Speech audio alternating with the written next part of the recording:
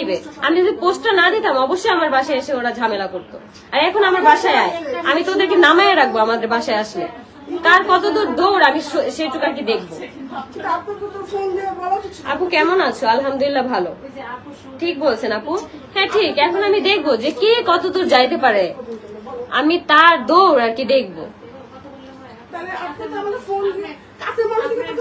দীপাকে নিয়ে কিছু বলো। দীপাকে নিয়ে আমার কিছু বলার নেই।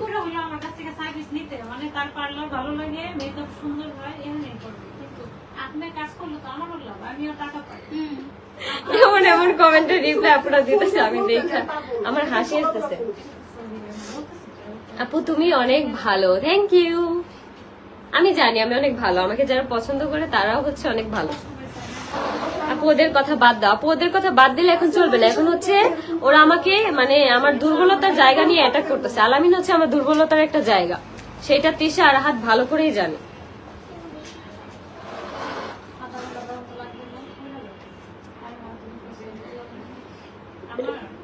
আপু তোমরা হচ্ছে এই গালাগালি বন্ধ করো, কারণ এগুলোকে গাইলেও কোনো লাভ নেই। ওদের হচ্ছে গন্ডারের চামড়া, যার কারণে তোমাদের এই গালি ওদের চামড়াই ভেদ করবে না। ওদের মানে কি লাগবে আর কি, ওদের ছাড়বা না, কোনোদিনও ছাড়বো না। এতদিন যাও চিন্তা করছি যে আমি চুপচাপ থাকবো, আমি কিছু বলবো না, এখন আর সম্ভব না। এখন আমি সবকিছু বলবো, সবকিছু, এভরিথিং A to Z আমি যা জানি সব বলবো আমি। তিশার বাপ নাকি বিদেশ থাকে, ওর কোন বাপ বিদেশ থাকে ওরে জিজ্ঞেস করে দেখো। ওর মা হচ্ছে এখন লিভিনে থাকে। সানিমের যে বাপ সেই বাপের সাথে লিভিনে থাকে। তিশার নিজের মুখের কথা, সেই লোকের হচ্ছে ওর মার সাথে বিয়েই হয়নি, 8 বছর ধরে সংসার করতেছে। এই জন্য হচ্ছে ঘন ঘন বাসা চেঞ্জ করে, যাতে করে মানুষ ওদের ঠিকানা অ্যাড্রেস কোনো কিছু না পায়।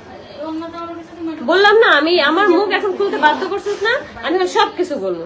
দেখবো তোর আমার কোনটা সিরিয়াস। মানে এত ভালোবাসে আপুরা, জোর কইরা হইলো আমার সার্ভিস আমার হাতে দেওয়া। সত্যি বলো তিশার ভাই বোন কি সব এক বাপের? তিশা আর সামি হচ্ছে এক বাপের, যে বাবা হচ্ছে আমাদের সাথে থাকতো, আর সানিম হচ্ছে আরেকজনের।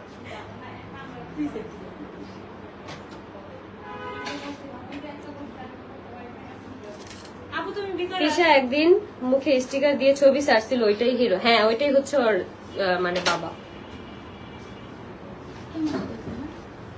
এই মেয়েটার জীবন নষ্ট করলো এই তিশা, অসভ্য মেয়ে। আমাকে জেনে শুনে নিয়ে হচ্ছে আমার জীবনটাকে নষ্ট করলো। বলে না যে আমি তিশাকে নক দিছি, তিশার সাথে আমার কোনো প্রকার কোনো কথা হয়নি বিয়ের ব্যাপারে।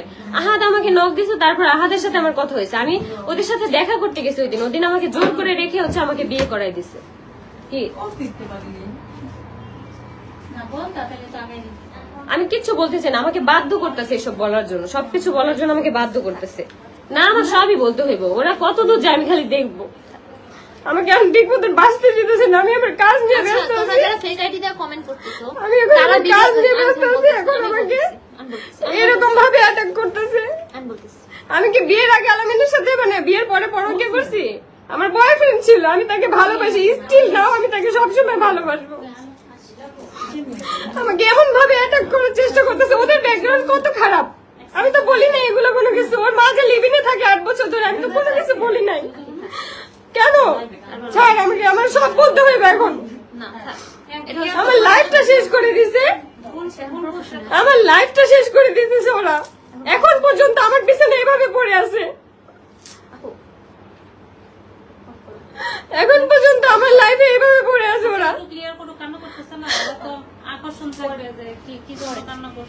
না লাইফ শেষ করবি না কিছু, ওরা যা এখন থেকে মানুষ যা জানতে চাইবে আমি সবকিছুর অ্যান্সার দিব।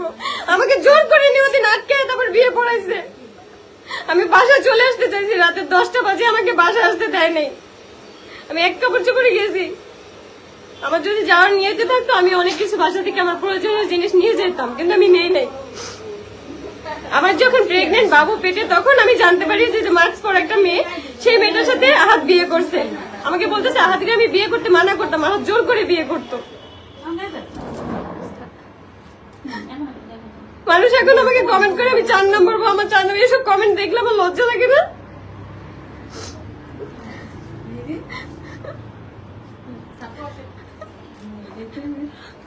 আপু কিন্তু অনেক ইমোশনাল, তো আপনারা কেন ওনাকে এইসব আপনারা না, এই বছর ওরা ইরফান, জিহাদ, তারপর হইতেছে সামি, মুন্তা, ওরা সবাই মিলে আমাকে এরকম ভাবে অ্যাটাক করতেছে।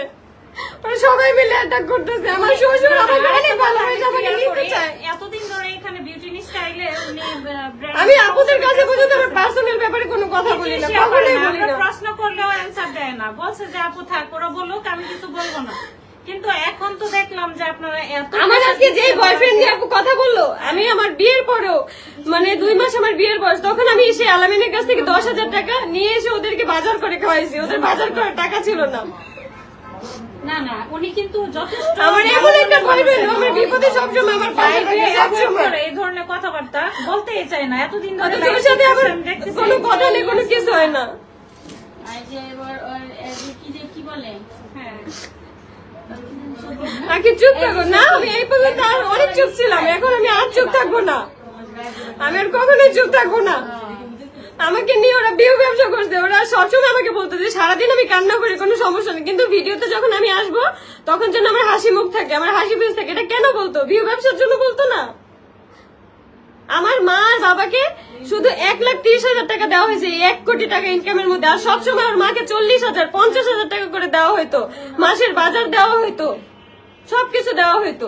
আমার বাপ মারে কি দিছে, কি করছে আমার বাপ মার জন্য? ভিউ ওইখানে যে হয়েছে, আমার ইনকাম ছিল না, আমি কামাই নেই ওইখানে। 30 লাখ টাকা যদি আপু ইনকাম থাকে, সেখানে 10 লাখ কি আমার না? হ্যাঁ অবশ্যই, কারণ আপনারও তো শ্রম আছে এখানে। আপু তিশার মায়ের চরিত্র ঠিক নাই, তিশার চরিত্র ঠিক নাই, এটা ওরাই জানে। ওদের গ্রাম থেকে বের করে দিছে কেন? ওদের চরিত্র খুব ভালো, এই জন্য ওরাই জানে। না, সবচেয়ে বড় কথা আপু কিন্তু মুখ খুলে না, এই যে লাইভে যাই বলে যে এইগুলি আমি এই ব্যাপারে কথা বলবেন না, মানে আমাকে ওরা কমেন্টে আপু জানেন অ্যাটাক করে সবসময়। আমি চুপচাপ আছি দেখে মানুষ ভাবে কি আমি কেন চুপ আছি? ওদের থার্ড ক্লাস ফ্যামিলি নিয়ে আমার কোনো ধরনের কোনো কথা বলতে ইচ্ছে করে না, কোনো ধরনের কথা বলতে ইচ্ছে করে ওনার না। সম্পর্কে কোনো কথাই বলতে চায় না, একদম অ্যাভয়েড করে। তারপরে যদি এই কথায় হ্যাঁ তারপরে এই যে মৌ আর আরিফের আইডিটা হচ্ছে তিশা নষ্ট করছে রিপন নামের একটা ছেলেকে দিয়ে, এখন আমার উপরে ব্লেম দেয় যে নাকি আমি নষ্ট করছি আইডি। কালকে ছেলের সাথে আমি কথা বলে ফোন রেকর্ড আমি অন করে রাখছি, মানে রেকর্ড করে রাখছি, ছেলে নিজে নষ্ট করছে আইডি। মিথ্যাবাদী যেন কোথাকার, আমাকে নিয়ে এতদিন ভিউ ব্যবসা করে এখন মিথ্যা কথা বলতেছে আমার নামে, আমার লাইফটা শেষ করে দিয়ে। তোর জীবনেও ভালো হবে না। আমার বাচ্চার নিঃশ্বাসের প্রত্যেকটা অভিশাপ তো ওদের গায়ে লাগবে, লাগতেছে না? এখনই লাগতেছে। যেহেতু আপু কারোর ক্ষতি করতেছে না, কারোর সম্পর্কে আমি কিচ্ছু বলতেছি না। ক্ষতি করে না, কারোর সম্পর্কে কিছু বলে না, ওনাকে ওনার মতো থাকতে দেন, উনি যেন একটু সামনের দিকে ভালো কিছু করতে পারেন। আমাকে আর ভালো থাকতে দিবে না, তোরা চায় যেন আমি আত্মহত্যা করে মারা যাই। আমার বাচ্চাটা রেখেছে, মারা যাবে, বাচ্চাটার কি হবে? আমার বাচ্চাটাকে কে দেখে রাখবে?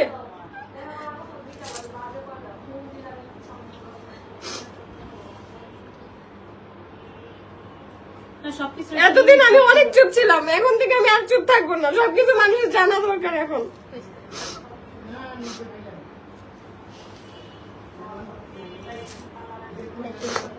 আপনারা ওর মা মেয়ের চরিত্র এত পরিমাণে খারাপ, এত পরিমাণে বাজে, আমার বলতেও মানে লজ্জা লাগে। আমার বাপ মার মধ্যে কোনো এরকম কোনো ঝামেলা নেই, কোনো কিছু নেই।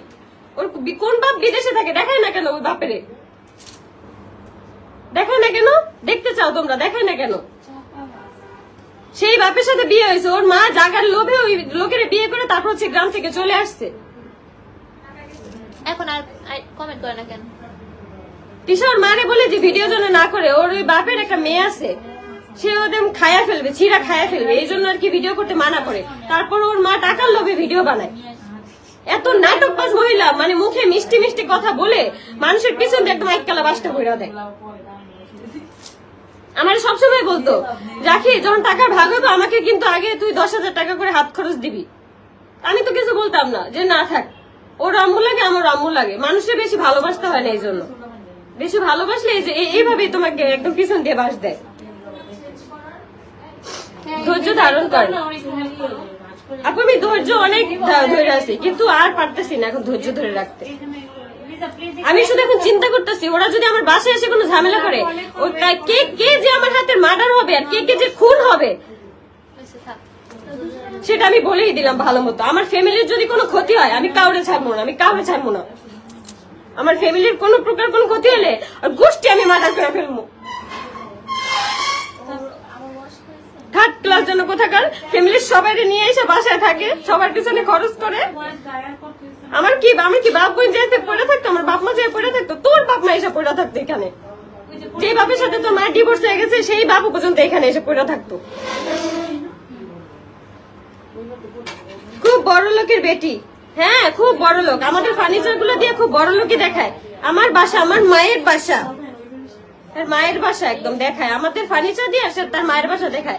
আমি যখন আমার আইডিতে যে পোস্টটা করছিলাম হাতকে নিয়ে, সেখানে উল্লেখ করছিলাম যে তিশার মায়ের 5 লাখ টাকা চুরি কিনে দেওয়া হয়েছে, আর তো আমার বাবার 1 লাখ টাকা দেওয়া হয়েছে। তিশার মা আমাকে ফোন দিয়ে বলে যে ওইখানে যে তোর শ্বশুরকে 3 লাখ টাকার মার্কেট করে দেওয়া হয়েছে, সেটা কেন লেখা হয়েছিল, সেটা লেখ।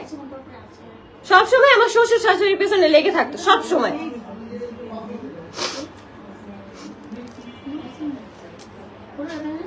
তারপর আবার মানুষ খারাপ কমেন্ট করে দেখে মামলা দিতে গেছে, সেই ভিডিও করে ছাড়ছে, মানুষকে বোঝায়।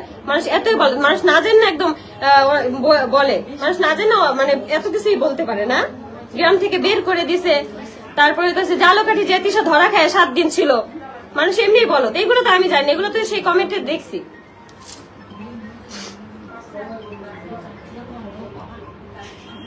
তিশার মা লুবি তোমাদের আগের ফার্নিচার টাকা ছাড়া নিয়ে গেছে, সব আমাদের সামনে বলতো যে টাকা দিবে টাকা দিবে, আজও পর্যন্ত টাকা দেওয়ার কোনো নামগন্ধ নাই। লাইভে এসে কান্না করো না আপু, তিশার পাশে ভাবি মজা নিবে। পারি না, মানে এত পরিমাণ মানে খারাপ লাগে, কষ্ট লাগে, পারি না। 999 ফোন দিবা, ফোন না অগ এবার ফোন যে কোন জায়গা দিয়ে দিব এটা খালি ওরা দেখবে। আমি তো মানে রাগি নেই কখনো, আমি যে রাগলে যে আমার রূপ যে কেমন হয় সেটা এখন পর্যন্ত ওরা দেখে নেই, ওই বাসায় থাকতে কখনো দেখে নেই। এবার দেখবে। আমি যেদিন চলে আসছি আমাদের বাসায় গ্যাঞ্জাম হলো, সেদিন তিশাও আমাকে মারছে, আহাদও আমাকে মারছে।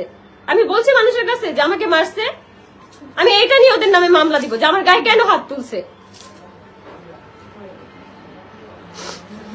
আমি চলে আসবো দেখে ভিউ ব্যবসা বন্ধ হবে দেখে আমার গায়ে হাত তুলছিস না, হাত এবার কোন জায়গা দিয়ে ভরি এবার খালি দেখবি, কোন জায়গা দিয়ে হাত ভরা দিত গো।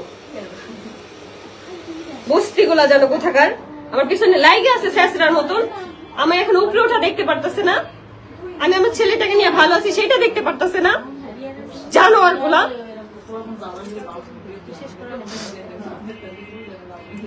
আমরা তো আগেই বুঝছি ওই ফার্নিচার তিশা দিচ্ছে, ওই তো দিবে। ওর মা অনেক বড় লোক না, অনেক বড় লোক। মানুষের আমাদের সবকিছু নিয়ে নিয়ে চলতে হইতো, খাইতে হইতো, পড়তে হইতো, ভিডিও বানায়, লজ্জাও করে না। কমেন্ট বক্সে ঢুকা যায় না ওদের, এক একজনের কমেন্ট বক্সে কোনো লজ্জা নাই, কোনো অনুতপ্ত নাই নিজেদের মধ্যে। জিনের নাটক দেখায় যেন মানুষের টাকা পয়সা দিতে না হয়, এই জন্য জিনের নাটক দেখায়। তারপরে অ্যাক্সিডেন্ট, হ্যাঁ অ্যাক্সিডেন্ট।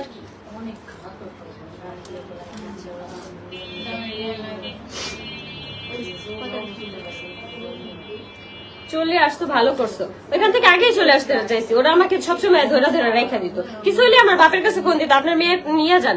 আমার বাপ যখন যাইতো তখন আমার আর দিত না।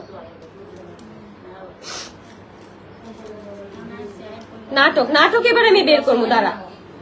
তোর জন্য আমি আমার স্বামীর সাথে সংসার করতে পারিনি। আমার সাথে আমার স্বামী রুমে গেলেও তোর পারমিশন নিয়ে যাইতে হইতো, তুই পারমিশন দিয়ে যাইতো, আর তুই পারমিশন না দিলে যাইতো না। তোর কথা মতো, তোর কথা ছাড়া কোনো জায়গায় মুক্ত নাও। তোর জন্য আমি আমার স্বামীর সাথে সংসার করতে পারি না। আমার ছেলের আজকে বাবা হারা তোর জন্য। তুই তো একটা হালায় চেয়েছিস, তোর তো কোনো মায়া দরদ কিচ্ছু নেই। আমার ছেলে হওয়ার পর থেকে হিংসায় বাঁচে না, আরেকটা বাচ্চা নিতে চাইছে। দেখ আল্লাহর কিয়া, তোর বাচ্চাও হইতো না।